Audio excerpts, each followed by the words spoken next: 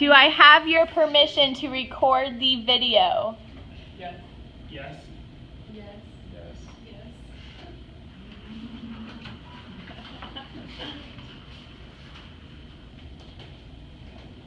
Alright, so I'm going to start off with Mr. and Mrs. Dawes. Mrs. Dawes fell in love with her husband Raj when they were really young. So they spent most of their time together. They were inseparable as children. They were family friends. So as a result of spending all her time in college with Raj, she did not make any close friends. So she didn't have anybody. She didn't have any close relationships.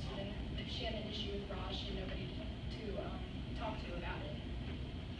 She also has great disregard for her paternal lifestyle. She didn't really choose this life. She doesn't want to sit at home, exhaust herself taking care of kids all day. So she's kind of built this resentment towards Raj for these two things. She kind of blames him for not having any friends and having to live this life that she's not happy with. So she doesn't have anybody to turn to, nobody to share her life with at this point. She's no longer in love with Raj. She's not close with her children because she didn't want them in the first place. So eventually she consults Mr. Kapasi to try to help her share her life with him and get his advice. She says, "Don't you see, for 8 years I haven't been able to express this to anybody. Not to friends, certainly not to Raj. He doesn't even suspect it. He thinks I'm still in love with him." He kind of rejects everything that she said, so she still ends up not having anybody to share this with. She hopes that he will help her and she'll finally have someone to consult to, but he doesn't really have an answer for her.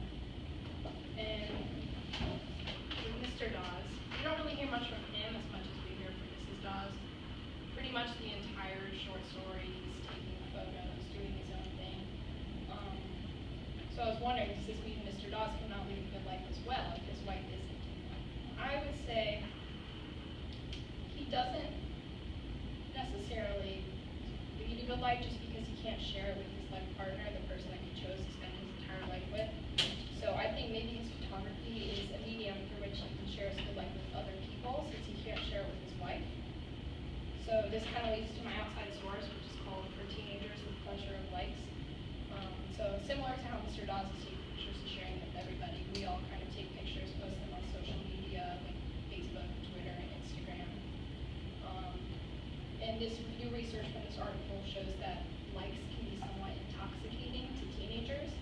And when teens were shown images that had a lot of likes, there was greater activity in the region of the brain associated with pleasure. So researchers due to that are saying that likes are kind of serving as a social cue and showing people how they should live their life according to what they post on social media. So my question was, considering the emphasis placed on the amount of likes one gets on a post, do social media platforms such as Facebook, Twitter, and Instagram have too strong of an influence over how one lives their life? If so, can social media prevent someone from finding a good life? Alright, so I did Mr. Kapasi, and I'm going to start with my outside sources. So I had two. The first one just basically says 76% of people who use the internet use social media. And so social media basically is like, it's like a platform for you to share your experiences and share your life. So that's what people do on it. And then this desire, it supports the notion that sharing is like key to the good life. But this desire to share stuff can lead to happiness and a feeling of inclusion, or it can be negative, so you feel like bullying or anything that can come from that. So it has the power to unite or to divide, and it often it's hard to distinguish which is better for, if it unites or divides people.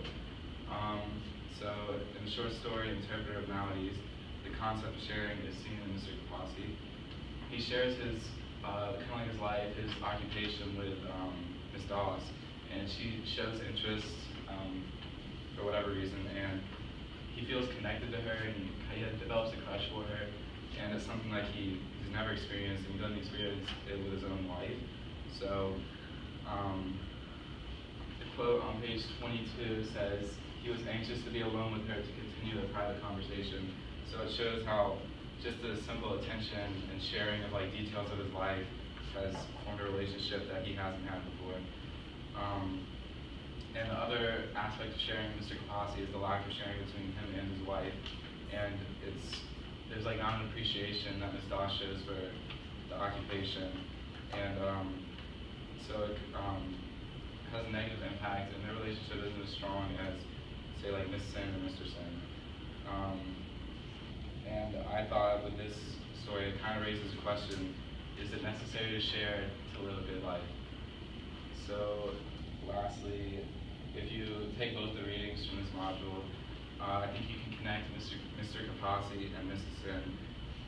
They share stories and experiences with Ms. Doss and Elliot for Ms. Sin, and it creates a relationship that's much stronger than what they had before.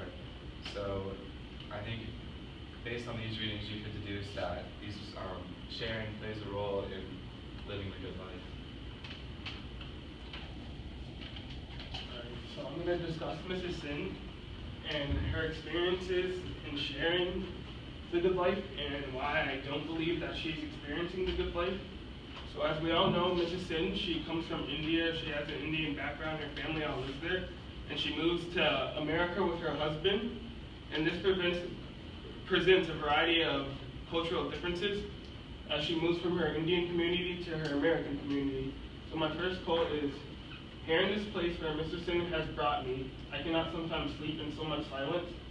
And this comes from when she was explaining to Elliot about the big celebrations, how all the women would gather up and gossip while they're cutting the vegetables for the celebration and stuff.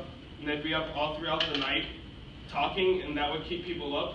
And this contrasts this, as now in her new American environment, it's too quiet for her to sleep. So this shows how she's adjusting to her new environment.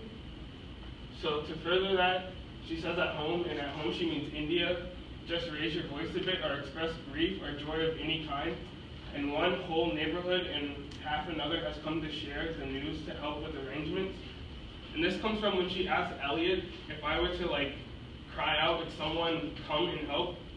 Because where she comes from in India, they have such a tight-knit and close relationship with each other within their communities and environments that all she would simply have to do is raise her voice a bit and the whole neighborhood would be there to support her. But in her new American community, she doesn't even know if anyone would come, and that's why she questions Elliot if someone would come. And when he answers, she just says, someone might come, but only to complain. So that shows another difference in her Indian and American community, because she comes from a very loving and close-knit community, and now she's more cut off and isolated in her new apartment in America.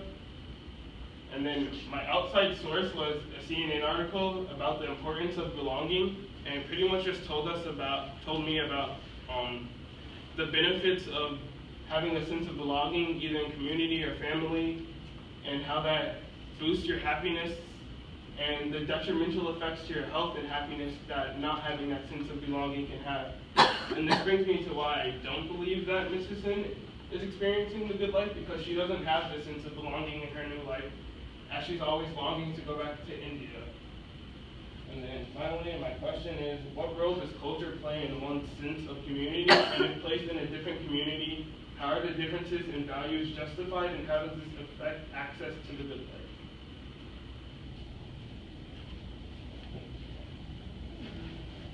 I did mine on the siblings, so Bobby, Ronnie, and Tina.